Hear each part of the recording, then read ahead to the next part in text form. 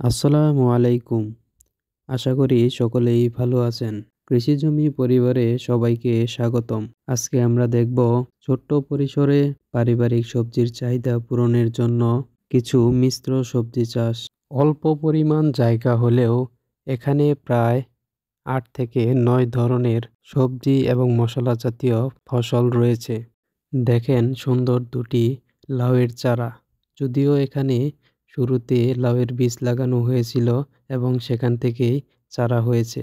লাউ গাছের জন্য আগে থেকেই ৪টি সিমেন্টের খুঁটি দিয়ে সুন্দরভাবে তৈরি করা হয়েছে একটি মাচা, যা দেখতে খুবই সুন্দর দেখাচ্ছে এবং অত্যন্ত মজবুত।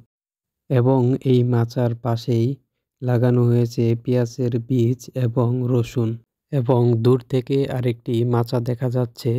এটা তৈরি হয়েছে তালপাতা দিয়ে, যা দেখতে অত্যন্ত সুন্দর লাগছে।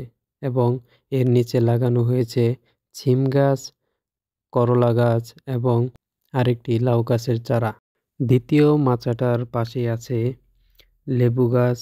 এই লেবু গাছে প্রচুর পরিমাণ লেবু আসে। আমরা যদি আরেকটু লক্ষ্য করি তাহলে দেখব এর পাশ দিয়েই লাগানো হয়েছে ফুলকপির চারা এবং এর মাঝামাঝি জায়গা দিয়েই লাগানো হয়েছে আলুর বীজ।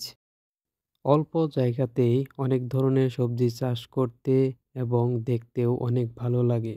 তাই আমি বলতে চাই, যারা কৃষিকাজ পছন্দ করেন, কৃষিকাজকে ভালোবাসেন এবং বাড়ির আশেপাশে ফাঁকা জায়গায় ফেলে না রেখে চাষ করতে চান, তারা চাইলেই এরকম অল্প জায়গায় বিভিন্ন ধরনের সবজি চাষ করতে পারেন এবং এতে করে আপনার পারিবারিক যে সবজির চাহিদা, এটা খুব সহজেই পূরণ হয়ে যাবে এবং এতে করে সবজির বাজারে লাগামহীন মূল্যবৃদ্ধি কিছু হলেও কমবে।